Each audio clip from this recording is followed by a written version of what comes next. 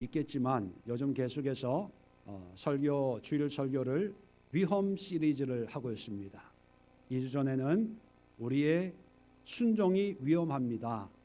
지난주는 우리의 감사가 위험합니다. 오늘은 우리의 신앙이 위험합니다. 다음 주는 뭘까요? 하여튼 위험합니다. 다음 주는요, 우리의 열심이 위험합니다. 올해 마지막까지 설교를 우리의 신앙을, 우리의 모든 것을 한번 점검해보는, 그래서 새롭게 한 해를 시작할 수 있기를 위해서 위험 시리즈로 그렇게 설교를 하려고 합니다. 오늘 그 세 번째, 우리의 신앙이 위험합니다. 이 말씀을 함께 나누면서 서로가 도전이 되고 또 은혜가 될 수 있기를 바랍니다. 25절 본문을 보니까 수많은 무리가 함께 갈새. 지금 예수님을 따르는 많은 사람들이 있었습니다. 그동안 예수님의 말씀과 기적과 이적을 통해서 전국에서 모여든 많은 사람들이 예수님이 동으로 가면 동으로, 서로 가면 서로 예수님이 가는 곳을 따르는 무리들이 참 많이 생겨나게 되었습니다. 자, 이럴 때 예수님의 마음은 흐뭇했을까요? 아니면 왜 이렇게 사람들이 나를 따르지? 이렇게 짜증이 났을까요? 잘 모르겠습니다. 내가 예수님이 아니니까. 그런데 예수님은요, 돌이키사 이르시되 많은 무리들이 따라오는데 뒤를 돌아보면서 오늘 본문을 말씀하고 있습니다.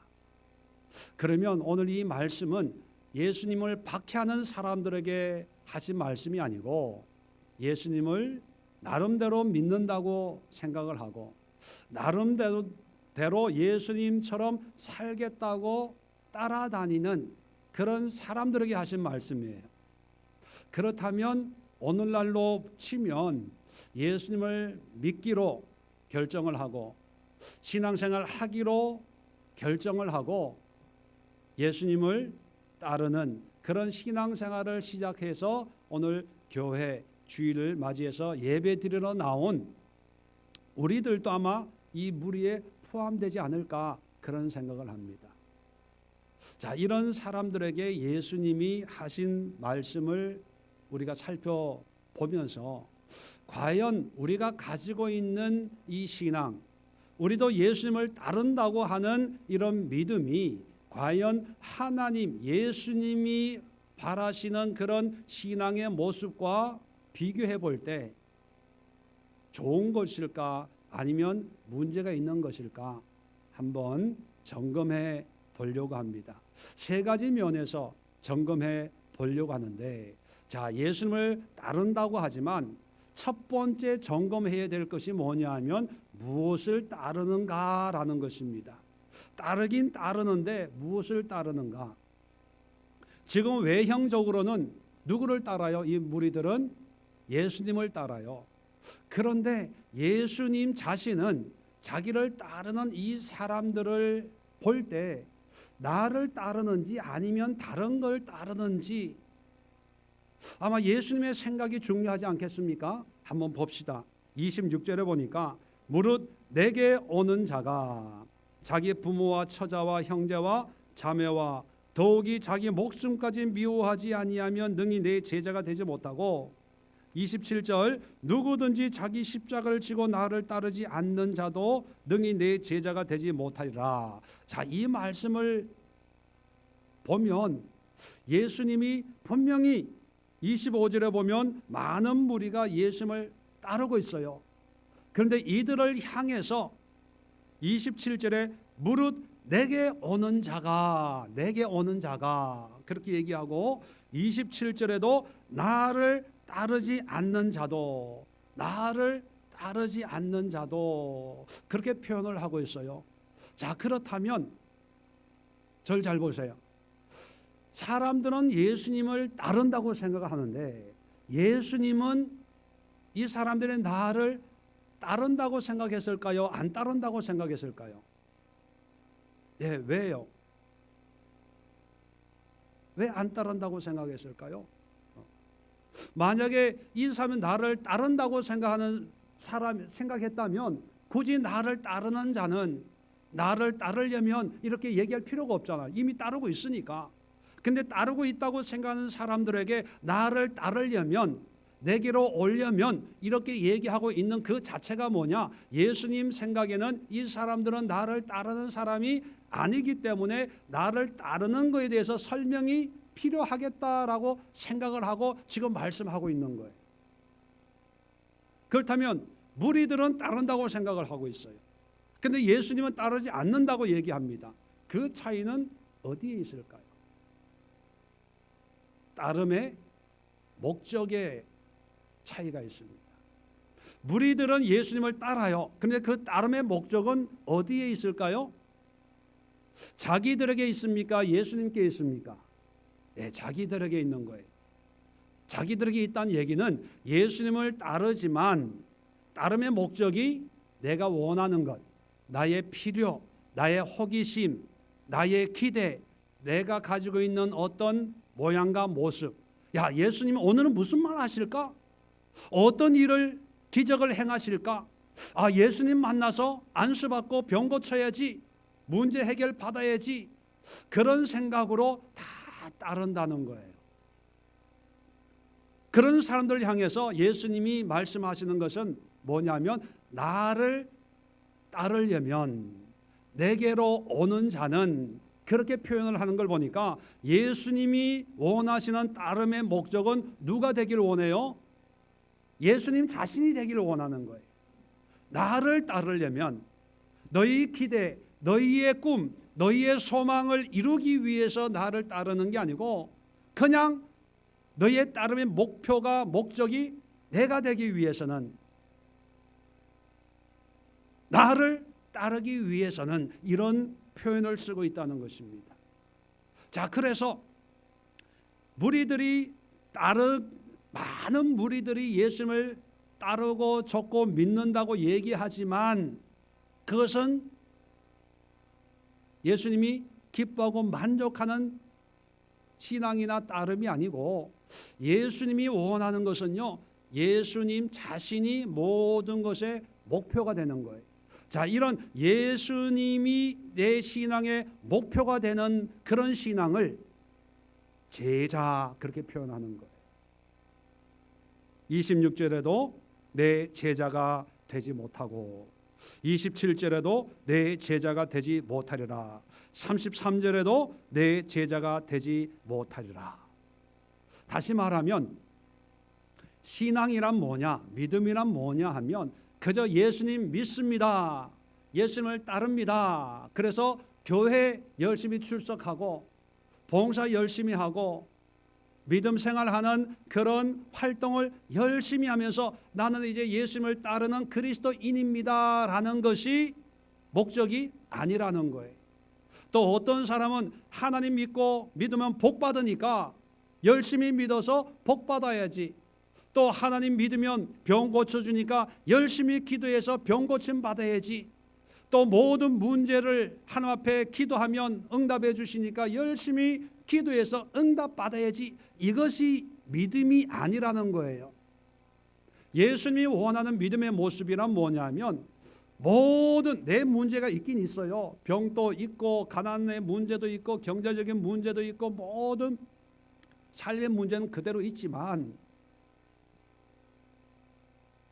내 신앙의 목표는 부자 되는 것이 아니고 유명해지는 것이 아니라 오직 예수 그리스도가 내 신앙의 목표다, 그렇게 생각을 하는 거예요. 자, 예수 그리스도가 목표라는 의미는 뭐냐? 예수님의 말씀을 통해서, 예수님의 가르침에 순종해서 예수님처럼 마음을 가지고 그렇게 살아가는 거예요. 그게 뭐냐? 한마디로 얘기하면 제자입니다.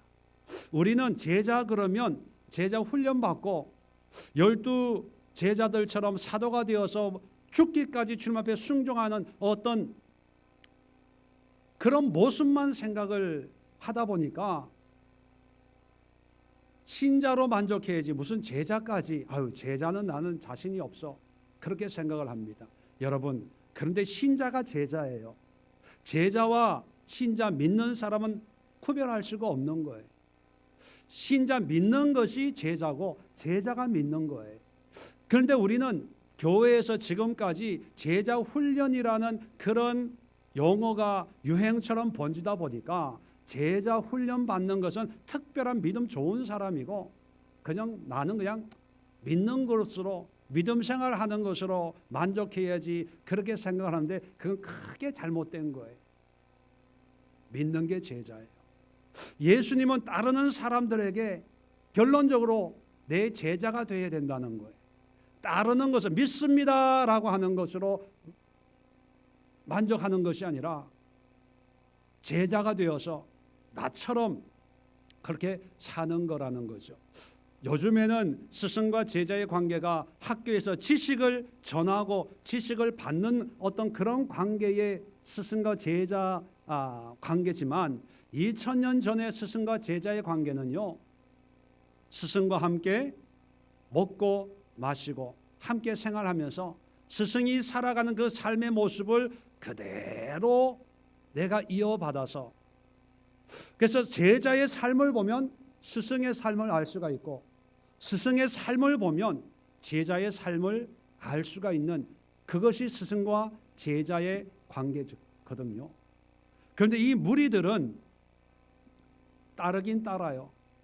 예수님이 오른쪽으로 가면 오른쪽 가고 왼쪽으로 가면 왼쪽 가고, 예수님이 말씀하시면 앉아서 듣고 아멘 아멘 해요.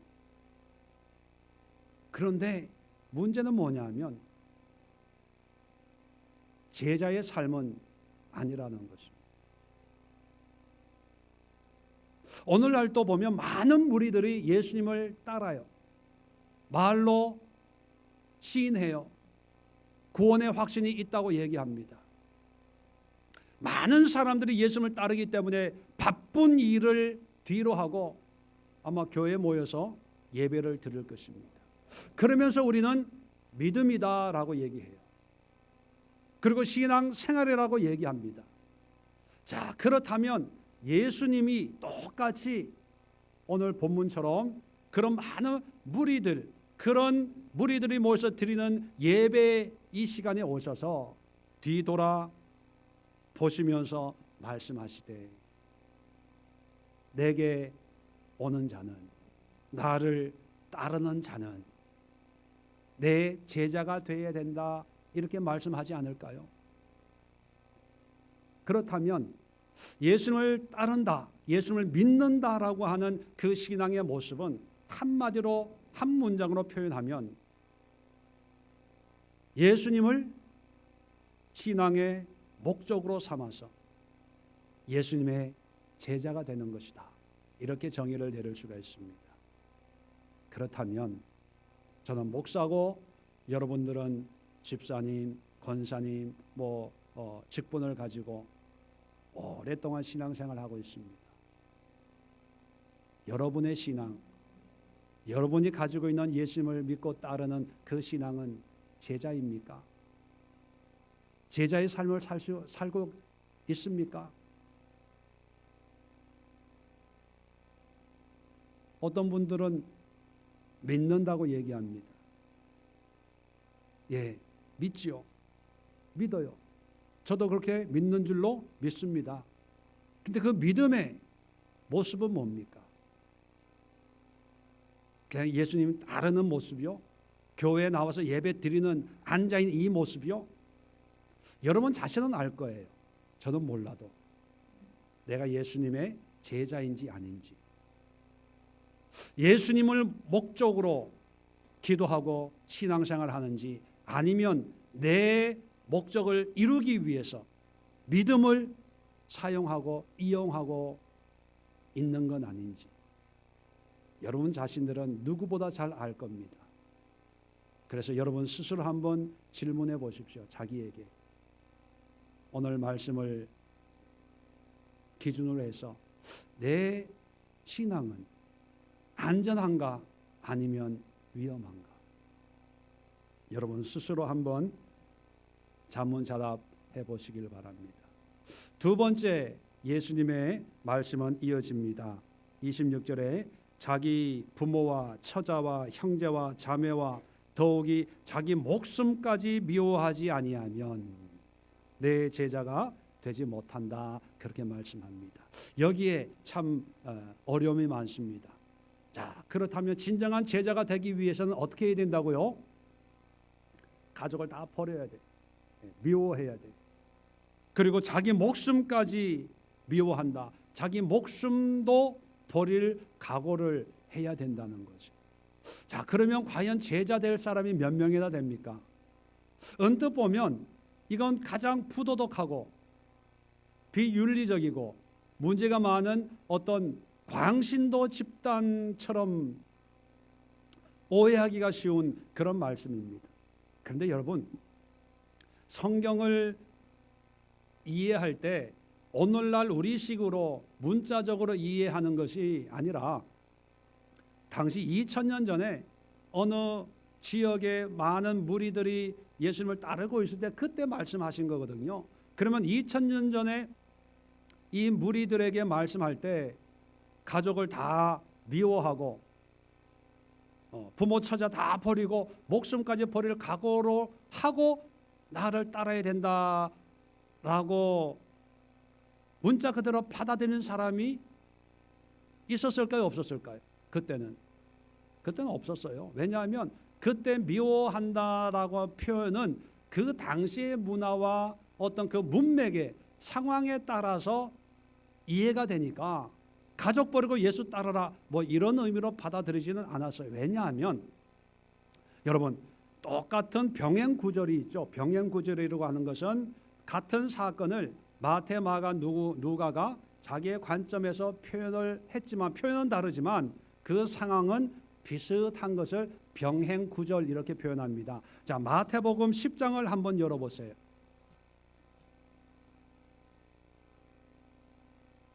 마태복음 10장 34절에 보면 이런 말씀이 있습니다. 마태복음 10장 34절. 내가 세상에 화평을 주러 온 줄로 생각하지 말라. 화평이 아니요 검을 주러 왔노라.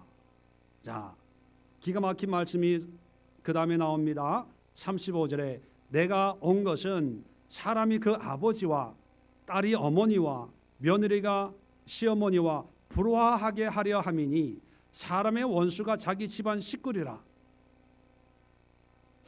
아니, 원수 만들려고 예수님 온 거예요?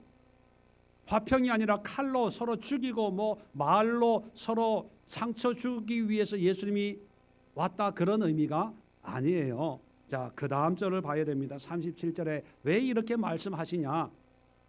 아버지나 어머니를 나보다 더 사랑하는 자는 내게 합당하지 아니하고 아들이나 딸을 나보다 더 사랑하는 자도 내게 합당하지 아니하며 자기 십자가를 지고 나를 따르지 않는 자도 내게 합당하지 아니하니라. 자기 목숨을 얻는 자는 잃을 것이요 나를 위해 자기 목숨을 잃는 자는 얻으리라. 오늘 말씀과 비슷한 상황에서 말씀하고 있는 내용인데, 자, 불화한다, 검을 주러 왔다, 이 의미는 37절에 설명을 합니다. 더 사랑하는 자는, 다시 미워한다는 것은요, 미워해라라는 의미는 더 사랑해서는 안 된다는 의미예요. 그러니까 극단에 좋아한다, 미워한다, 극단의 예를 드는 것은 뭐냐면 강조하기 위해서 더 사랑해서는 안 된다. 다시 말하면 예수님을, 하나님을 더 사랑해야지 가족을 더 사랑해서는 안 된다 하는 그런 강조의 의미를 두고 있는 거예요. 로마서 9장에 보면 이런 말씀이 있습니다. 하나님께서 야곱은 사랑하시고 에서는 미워하시니라, 그런 말씀이 있어요. 자, 그래서 우리는 문자적으로 하나님은 야곱을 사랑해서 축복의 조상을 만드시고 에서는 미워해서 지옥으로 보냈다, 이렇게 생각을 합니다. 그런데 문자적인 의미는 야곱을 에서보다 더 사랑했다는 거예요. 창세기에 보면 야곱이 레아, 보다 라헬 여동생을 더 사랑했다 이런 표현이 있을 때 성경을 보면요, 레아는 총이 없으므로, 총이 없다는 게 사랑이 없다는 거. 그러면 문자적인 의미는 야곱이 레아 언니는 사랑을 안 하고 라헬 동생을 더 사랑했다 이렇게 받아들이기가 쉽습니다. 그런데 그 의미는 레아를 미워했다는 것이 아니라, 사랑 안 했다는 것이 아니라, 레아도 사랑했지만 라헬을 더 사랑했다는 것, 비교하기 위한 그런 상반된 어떤 의미를 이용하는 거예요. 여기 미워하지 아니하면 이 말은 더 사랑해서는 안 된다 이런 의미라는 거죠. 그래서 마태복음 10장과 누가복음 14장을 연결해서 생각하면, 자, 예수님을 따른다는 사람은 어떤 마음의 준비를 가지고 있어야 되냐 하면, 예수님을 더 사랑하는, 예수님을 제일로 사랑하는 그런 마음의 준비가 필요하다 그런 의미입니다. 그래서 여러분의 신앙생활 하고 있지 않습니까? 그런데 그 신앙생활 하는 준비, 마음 상태가 정말 내가 하나님을 우리 가족보다 더 사랑하는가 한번 점검해 봐야 된다는 거. 어떤 분은 그런 생각을 합니다. 아니, 성경의 십계명에도 부모를 공경해야 된다는 말씀이 있는데 가족을 사랑해야지, 남편을 사랑해야지, 하나님이 짝지어 주신 것을 그 누구도 나눌 수 없다고 할 정도로 한 몸을 이룬 아내와 남편, 배우자를 사랑해야지, 그리고 자녀를, 하나님이 주신 자녀이기 때문에 자녀를 사랑해야지, 어떻게 자녀보다 예수님을 더 사랑해? 이건 맹신도 아니야? 이단 아니야? 극성 신자를 만드는 거 아니야? 이렇게 생각할 수가 있어요. 그런데 여러분, 그런 생각은 인간적인 생각이고 우리가 가지고 있는 그런 범위에서의 생각입니다. 하나님을 더 사랑한다는 것은 하나님께만 빠져라, 하나님께 미쳐라, 하나님과의 관계만 중요하다 이런 의미가 아니에요. 뭐냐 하면, 저도 그런 경험을 해보지만, 하나님을 사랑한다는 것은 다시 말하면 공의의 관계가 회복이 되면 하나님께만 미치고 하나님께만 빠지고 하나님만 보이고, 먹다가도 이거 하나님께 드려야지, 돈 쓰다가도 하나님께 헌금해야지, 이렇게 광신도처럼 함께 미치는 그런 결과가 만들어지는 게 아니라, 건강한 하나님과의 관계는요, 진정한 하나님과의 사랑의 관계는 하나님을 사랑하기 때문에 우리 주변에 있는 사람들이 새롭게 보이는 거예요. 남편이 새로워지고, 아내가 새로워지고, 자녀들이 새로워지고, 형제 자매들이, 부모님들이 새로워지는 거예요. 그래서 하나님과의 사랑이 깊어지면 이웃, 가족, 부모 형제의 관계도 회복이 되고 진정한 사랑을 할 수 있게 된다는 거예요. 반대로 하나님의 사랑은 우선순위가 아니고 가족 사랑이 먼저예요. 자녀를 사랑하고, 아내와 남편을 먼저 사랑하고, 부모, 형제, 친지, 자식들을 먼저 사랑하고, 그리고 하나님을 사랑해야지라고 하면, 여러분, 부모, 자식을 그렇게 사랑한다고 해도 그것이 온전한 사랑이 될 수가 없습니다. 집착이 돼요, 집착이. 아마 부모님들 그런 걸 많이 느낄 거예요. 요즘에 젊은 가정들 보면 자녀에게 올인해요. 자녀의 부모로서 자녀들에게 해줄 수 있는 걸 내가 해줘야지. 그러면서 하나님이 맡긴 자녀니까 하나님의 사명으로 부모의 사명을 감당해야지, 그렇게 생각을 하고 자녀들 위해서 모든 걸 다 해주려고 합니다. 그런데 얼마 가지 않아 곧 후회합니다. 왜요? 그건 진정한 사랑이 아니에요. 후회합니다. 100% 후회합니다. 왜요? 진정한 사랑은 하나님과의 사랑을 통해서 하나님의 은혜 가운데 베풀어지는 그것만이 그 자녀들에게 진정한 유익한 사랑이 되고 가르침이 되고 교육이 되기 때문에, 하나님의 사랑 없는 사랑은 인간의 마음에서 부모의 사명과 책임감에서 나오는 그런 사랑이기 때문에 오히려 자녀들에게는요 상처가 되고 결국은 똑같은 사람을 만들어요. 똑같은 부모를 자식들에게 전달시켜줘요.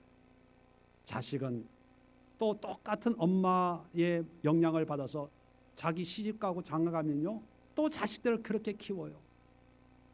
참 마음 아파요. 예수님이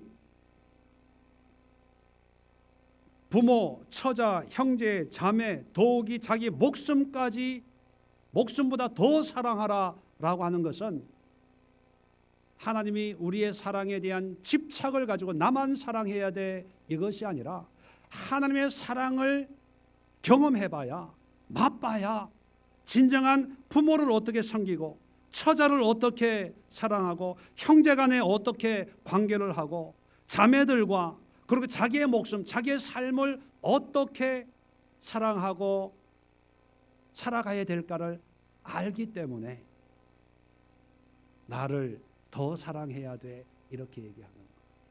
지금 무리들은 예수님을 따르고 있습니다. 아까도 말씀드렸지만 이 무리들의 목적은 뭡니까?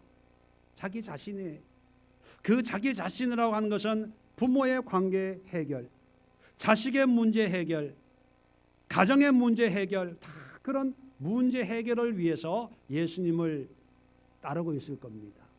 자, 그런 사람들에게 그거를 내려놓으라는 거예요. 그리고 하나님을, 예수님을 너 목숨보다 더 사랑해야 내 제자가 된다. 이 말씀을 하신 이유는 뭐냐면 진정한 사랑이 먼저 회복이 돼야 된다. 그런 의미거든요.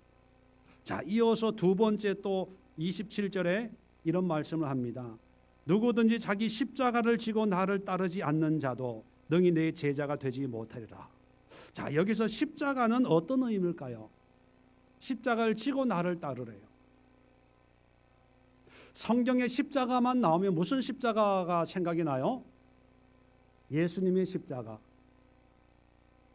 그런데 여러분, 예수님이 아직 십자가 지기 전의 사건입니다. 그리고 십자가 나중에 제자들에게 내가 십자가에 죽을 거다 했을 때 제자들도 3년 반 동안 쫓아다닌 제자들도 그 십자가 의미를 이해하지 못했어요. 그런데 지금 많은 무리들이 따르고 있어요. 많은 무리들에게 자기 십자가를 지고 나를 쫓으라 했을 때 예수님이 지신 십자가의 의미를 얘기하고 있는 걸까요? 상황적으로 보면 예수님의 십자가, 대속의 십자가, 자기의 모든 고통과 이런 거를 지고 따르는 어떤 우리가 알고 있는 성경적인 십자가의 의미는 아니에요. 제자들도 모르는 그런 의미를 무리들에게, 짱판 모르는 무리들에게 십자가 지고 따르라 그렇게 얘기하지는 않았을 거라는 거죠. 왜냐? 서로 소통하는 그런 관계였으니까. 자기 십자가를 지고 따르십시오 했을 때 많은 무리들이 상식적으로 알고 있는 그런 의미와 개념의 십자가를 얘기하는 거예요. 그렇다면 이 무리들이 가지고 있는 상식적인 십자가는 뭘까요? 로마 시대의 형틀.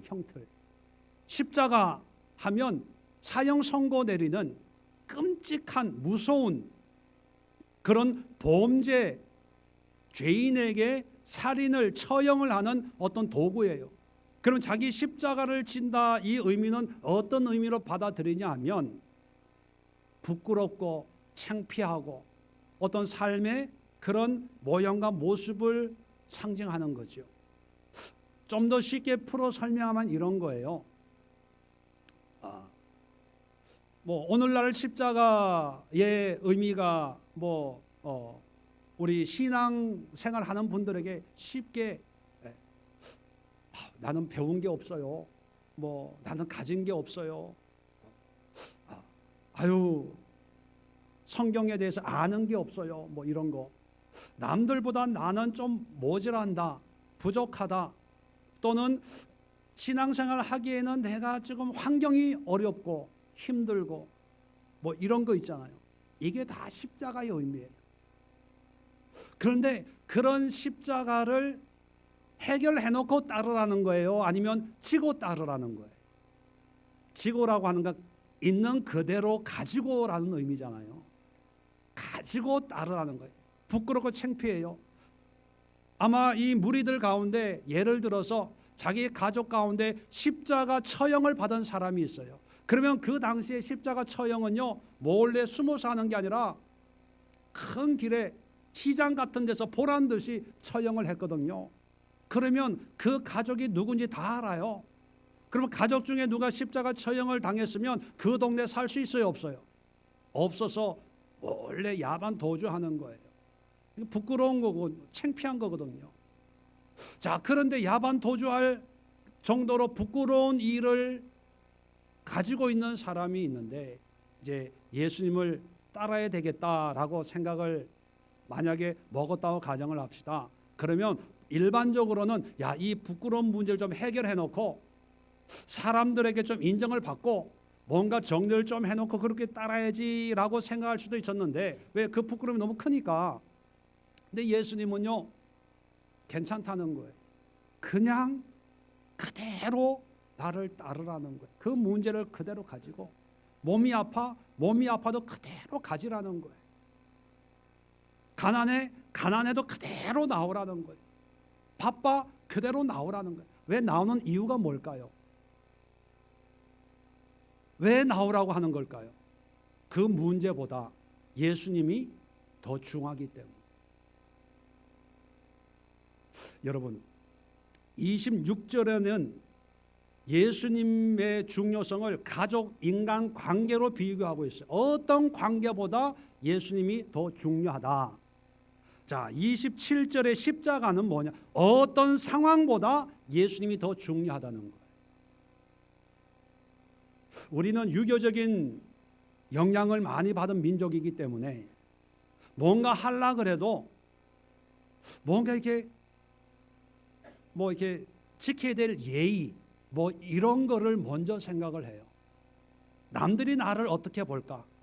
내가 이러면 저 사람이 어떻게 생각할까? 이런 것 때문에 체면을 따져요. 체면을.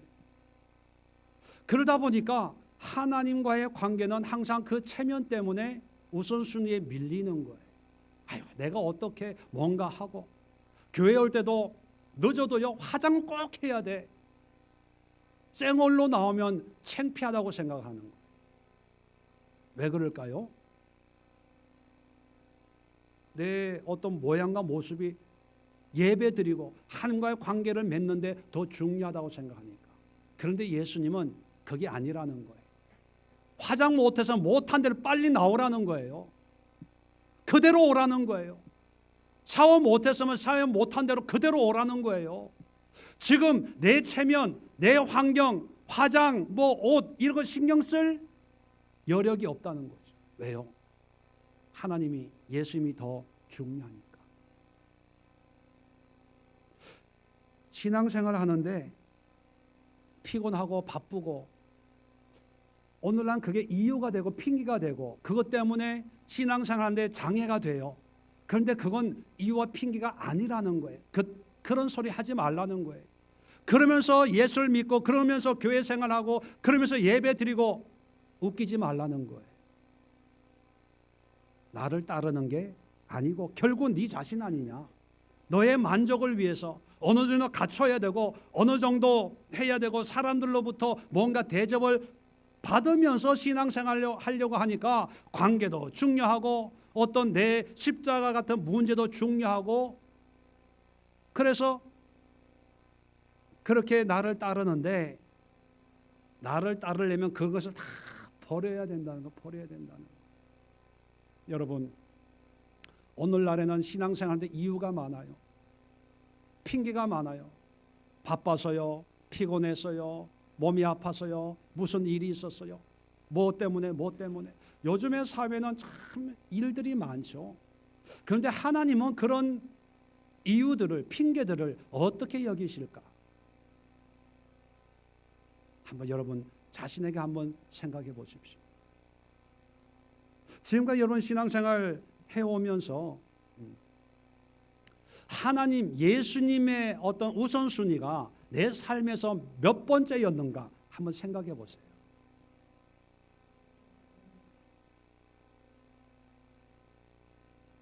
몇 번째였어요.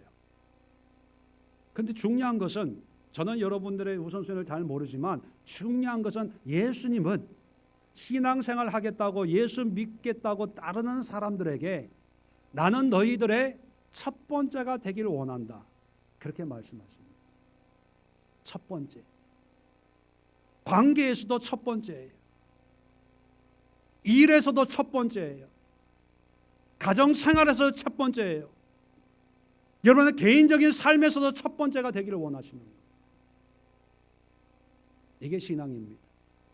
오늘날 교회가 많기 때문에 서로 교회에 등록해서 신앙생활 하려고 너무 과당 경쟁을 하다 보니까 그저 교회에 나오면 그게 신앙이고, 교회에 나와서 조금 봉사하면 집 사고 직분을 주고 뭐 그렇게 하다 보니까 신앙생활만 하면 구원받습니다, 이렇게 가르쳐 나와가지고 정말 나중에 이 목회자들이 이 뒷감당을 어떻게 해야 될지 모르겠어요.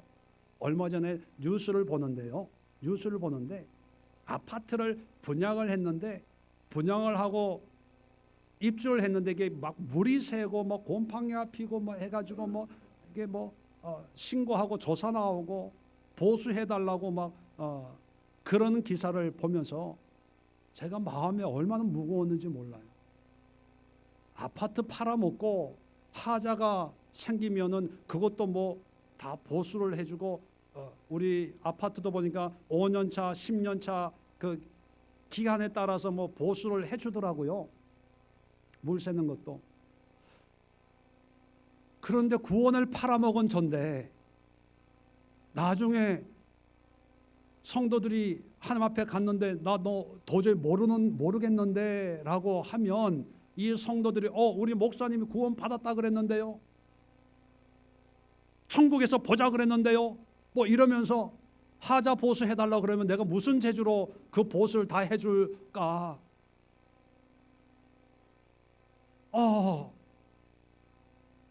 아파트 돈으로 해결하지만 구원은 돈으로도 해결 못하잖아요. 그래서 참 하자 안 생기도록 잘 가르쳐야 되겠다. 저 혼자 그런 생각을 했습니다. 여러분, 예수를 믿는다는 게 그냥 교회 열심히 다니는 게 아니라 내 삶에서 예수님이 첫 번째가 되는 거예요. 첫 번째. 관계에서 첫 번째. 저는 가정적으로 참 부족함이 많은 사람입니다. 특히 저희 아들, 자녀들에게 참 부족함이 많아요. 제가 한국에 오면서 한 10여 년을 떨어져 살았거든요. 기도하면서 뭐 지금까지 애들 학비 한 번 대준 적이 없어요. 뭐 무슨 어디 여행 가고 학교에서 어디 가는데 뭐 여행비로 쓰라고 뭐 얼마 보내준 적이 없어요. 대학을 가서 한 달에 10만 원씩 줘요. 10만 원씩 두 아이한테. 10만 원 환전하면 70불, 80불밖에 안 돼요. 미국에 있는 아이들한테 뭐 큰 돈은 아니지만 아빠가 할 수 있는 것은 이거밖에 없다. 그런데 이제 큰 아이가 이제 내년 5월에 이제 졸업반이거든요. 그래서 얼마 전에도 기말 시험 본다고 그러길래 전화를 한번 했어요. 그래서 이제 졸업반인데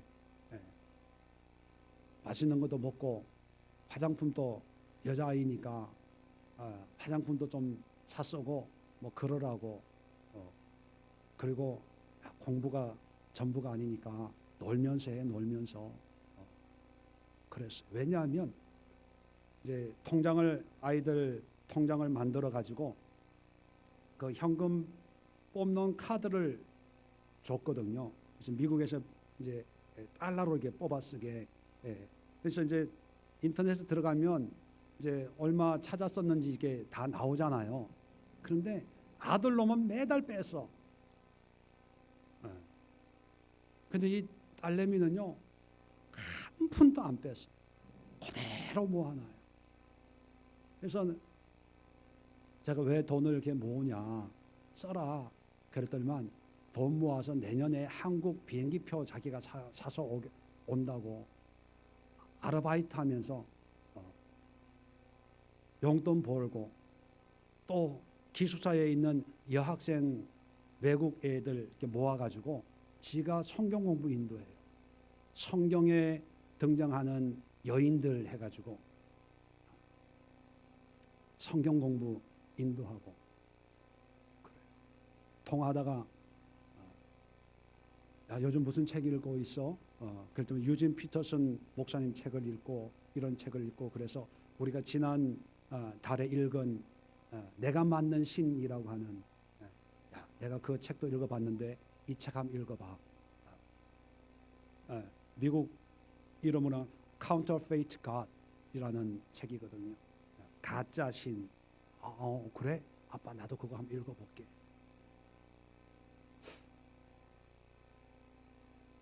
제가 아이들한테 뭐 옷 한 번 사준 적이 없어요.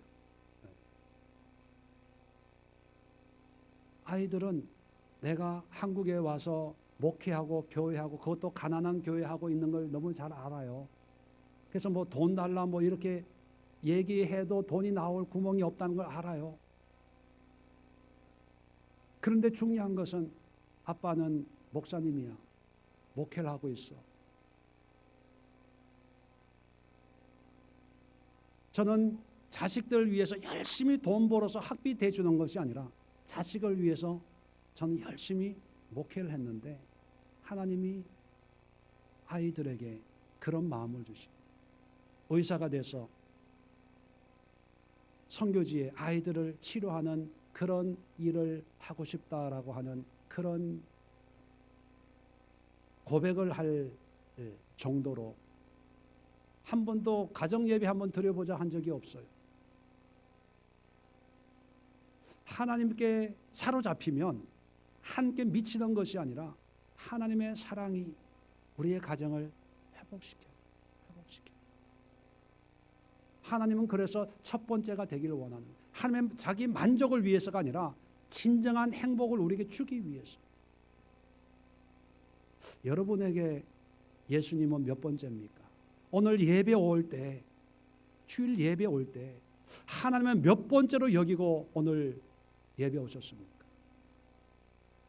여러분의 신앙은 건강합니까? 아니면 위험한 상태입니까? 세 번째, 오늘 28절 이하에 이런 말씀을 합니다. 재밌는 말씀을 하는데, 망대를 세우고자 할 때, 망대라고 하는 것은 이제 파수꾼이 있는 그런 망대죠. 이제 건축의 비유를 드는 거예요. 자, 건축을 우리는 뭐 쉽게 이해하기 쉽게 집이라고 표현합시다. 집을 세우는데 준공하기까지 족할는지 뭔지 앉아 그 비용을 계산하지 않겠느냐. 예산을 뽑고 나서 건축을 한다는 거예요. 만약에 기초만 쌓고 이루지 못하면 29절에 다 비웃어서 이르되 이 사람의 공사를 시작하고 능히 이루지 못하였다, 그렇게 조롱한다는 거예요. 그러니까 조롱당하지 않으려면 비용을 철저하게 계산해 놓고 그 비용이 마련되면 그때 공사를 시작을 하고, 비용이 마련되면 공사를 하기 위해서 그 비용을 다 사용해야지, 비용은 만들어 놨는데 누가 도와달라고 도와주고 누가 다른 데 필요하다고 필요 쓰면 건축은 이루어지지 못한다, 이런 비유를 들어요. 자, 이것이 어떤 의미를 우리에게 주냐 하면, 신앙생활에는요, 예수님을 따르고 제자의 삶을 살기 위해서는 반드시 대가 지불이 있어야 된다는 거예요. 대가 지불. 건축하듯이 신앙을 세워나가는데 그 소용되는 비용을 계산을 해야 되고, 그 계산이 딱 건축에 1억이 든다. 그러면 그 1억을 건축하는데 투입을 해야 건물을 완성할 수가 있다는 거예요. 자, 그렇다면 이제 초신자가 예수님 믿기로 했습니다. 자, 일반적으로 주의를 지키고 봉사하고 성경 공부하고 이런 거를 해야 된다라고 이제 가르침을 받고, 그래? 그럼 나도 신앙생활을 해야지. 예수님을 따르기로 결심을 했다. 이렇게 이제 했으면 그 계산한 대로 그런 신앙생활을 위해서 내가 시간이나 물질이나 마음이나 생각을 투자를 해야 된다는 거, 투입을 해야 된다는 거. 만약에 처음에는 은혜 받고 신앙생활 하겠습니다라고 했어요.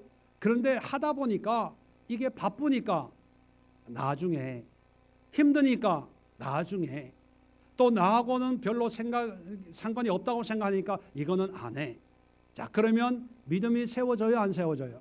안 세워져요. 안 세워지면 사람들이 볼 때 어떻게 본다고요? 비웃어요. 비웃어.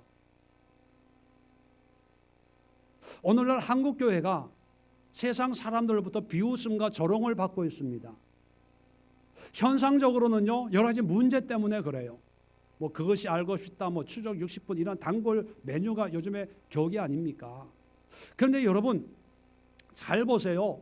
현상은 비리, 어떤 성적인 추문, 어떤 재정적인 문제 뭐 이런 거예요. 그런데 그 뿌리를 보면 어디에서 문제가 생겼는지 아세요? 교회가 처음에는 개척할 때는요 그러지 않았어요. 개척할 때는 누구나 다 기도하고 하나님 앞에 헌신적인 삶을 사는데, 이제 교회가 성장하고 커지고 유명해지다 보니까 이제 마음이 풀렸어요. 풀려서 처음 가지고 있던 그 마음이 변질되는 거예요.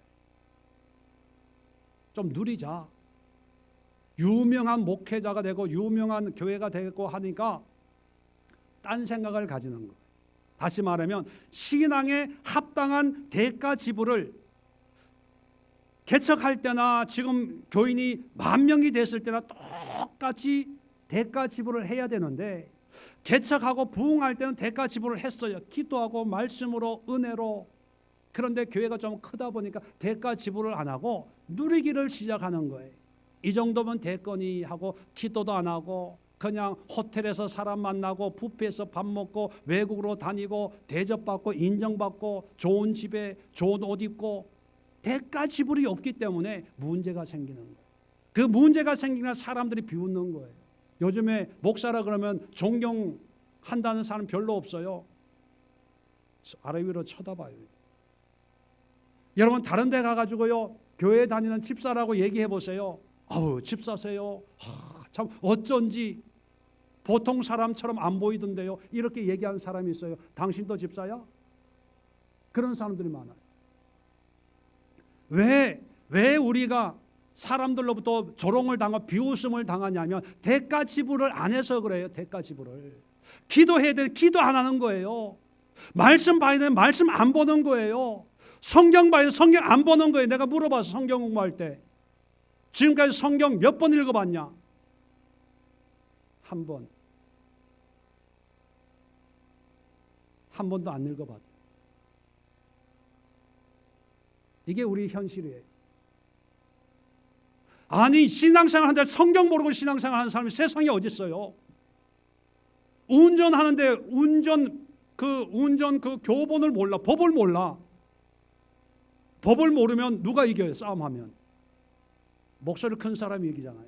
교회도 그래요. 성경을 모르니까 목소리 큰 사람, 돈 많은 사람이 이겨요.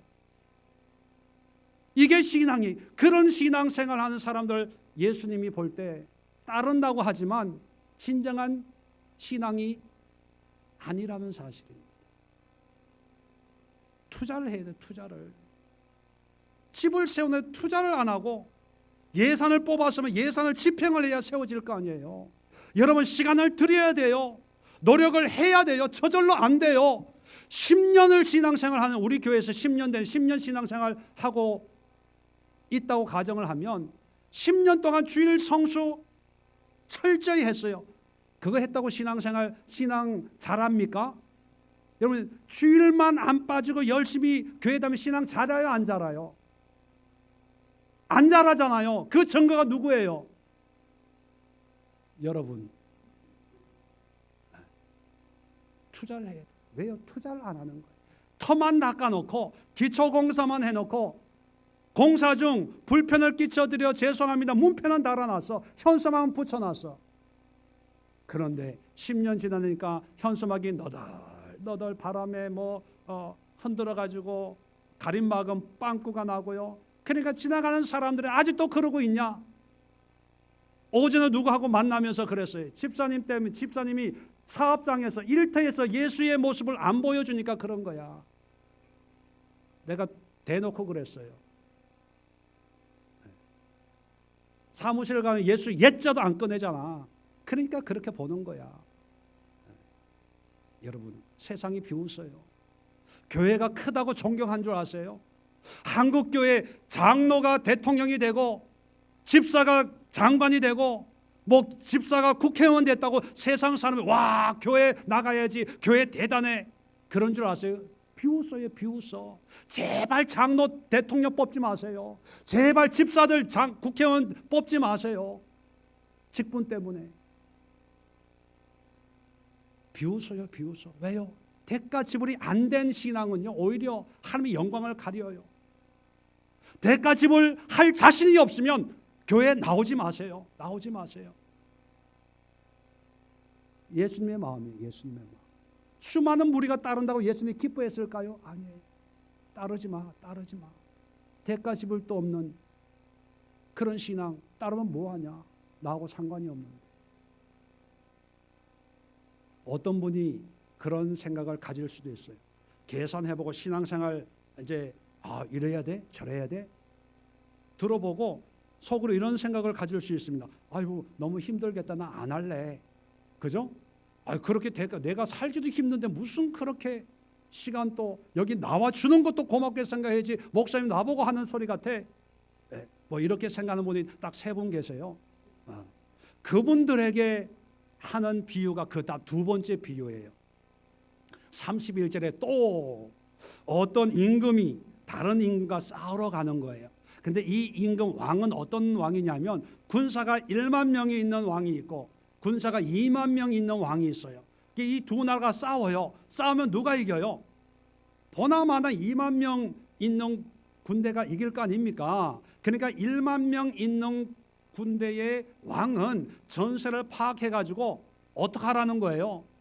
빨리 사신을 보내가지고 화친을 32절에 사신을 보내어 화친을 청할지니라. 화친을 청하라는 거예요. 이게 무슨 의미일까? 여러분, 이 화친을 청한다는 것은 우리는 이제 현대 사회 전쟁이 없는 시대이기 때문에 이해가 잘 안 되는데 2000년 전만 해도 화친을 청한다는 것은요, 그 나라 왕한테 무릎을 꿇는 거예요. 그리고 어떤 조공을 바치는 거예요. 이제 순종하겠습니다. 속국이 되겠습니다. 그런 의미예요. 자, 왜 예수님이 이런 말을 하냐면 아까도 얘기한 것처럼 난 대가 지불 못하겠어요. 사업도 바쁘고 먹고 살기도 바쁜데 언제 11조 내고 언제 교회 가고 언제 다 합니까? 나는 나대로 살다가 나중에 기회 있으면 그때 예수를 믿게요. 이런 사람들이 만약에 있을 수 있거든요. 이 예수님의 무리들 속에도 그런 사람들 향해서 이제 2만 명의 왕은 누구로 비유하고 있냐면 하나님을 비유하고 있는 거예요. 1만 명의 군사를 가지고 있는 나라의 왕은 누구를 비유하고 있을까요? 우리를 비교하는 거예요. 우리를. 그러니까 나는 안 할래라고 하지 말라는 거예요. 왜냐하면 하나님과 우리가 싸워서 우리가 이길 재간이 있어요? 없어요? 없어요. 없으니까 우리는 어떻게 해야 돼요? 포기하지 말고 죽었다 하지 말고 살 수 있는 길이 있어요. 뭐 하는 거예요? 화친을 청하는 거예요. 화친을. 나는 못해 하지 말고 나는 잘할 수 없으니까 하나님 화친하겠습니다 하고 무릎을 착 굴른 거예요. 자, 건축의 비유는 어떤 시간적인 거나 경제적인 어떤 개념이라면 전쟁의 비유에서 얘기하는 건 뭐냐면 우리의 자존심이에요. 자존심. 우리의 생각이에요. 우리의 고집이에요. 우리의 아집을 위해 그것까지도 대가 지불을 위해서 내려놔야 된다는 거예요.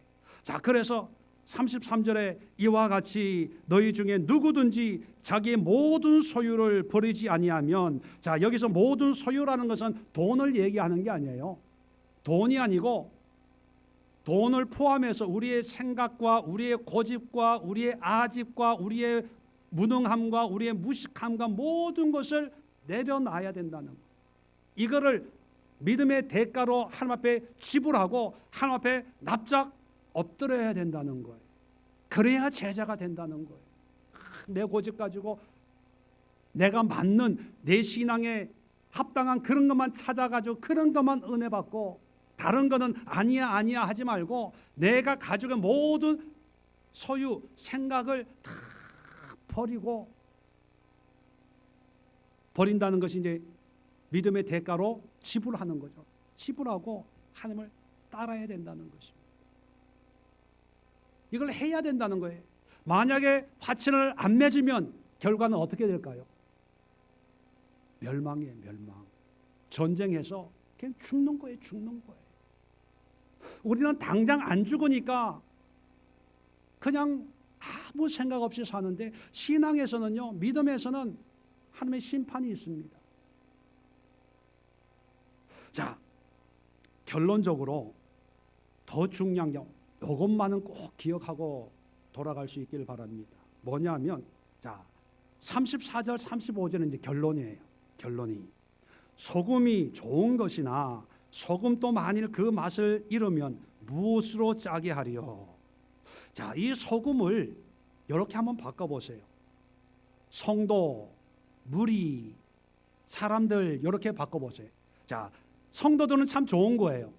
그런데 성도들이 만일 그 맛, 성도의 역할을 잃어버리면 무엇으로, 무슨 의미가 있겠냐 그런 거예요. 10,000명, 20,000명이 모여 있다 해도 그 10,000명, 20,000명의 성도들이 성도의 참된 맛을 잃으면 소용이 있다 없다? 없어요. 한국교회 그리스도인들이 뭐 1,000만이 있다고 해요. 1,000만이 좋은 거예요. 그런데 만약에 그 1,000만의 그리스도인들이 그리스도인의 삶을 맛을 잃어버리면 소용이 있어요 없어요? 없어요. 우리 교회 성도들이 참 좋아요. 그런데 그 성도들이 성도의 맛을 잃어버리면 소용이 있어요 없어요? 없어요. 자, 소용이 없어지면 어떻게 됩니까? 35절에 땅에도 걸음에도 쓸데없어 내버리느니라. 들을 귀 있는 자는 들을지어다. 자, 소용이 없어요. 그러면 땅에도 걸음에도 쓸데가 없어. 걸음도 못 써. 땅에 뭐 이렇게 땅 파가지고 이렇게 그 뭐죠? 이렇게 매립도 못해. 땅에도 걸음도 쓸모가 없는 것을 우리는 뭐라고 부를까요? 차마 제 입으로는 얘기 못하겠어요. 자, 그렇다면 이 말씀을 수많은 무리들에게 하고 있어요. 예수님은 제자가 돼야 진정 나를 따르는 사람이라고 얘기해요. 자, 그런데 결론적으로 그렇지 않은 사람들을 향해서 예수님은 뭐라고 얘기합니까? 쓰레기라고 얘기. 쓰레기 10,000명 모아놓고 목회하면 뭐합니까? 10,000명 쓰레기 자랑스러워요? 10만 명 쓰레기 자랑스럽습니까? 한국교회에 1,000만의 쓰레기들이 있습니다. 자랑스러워요?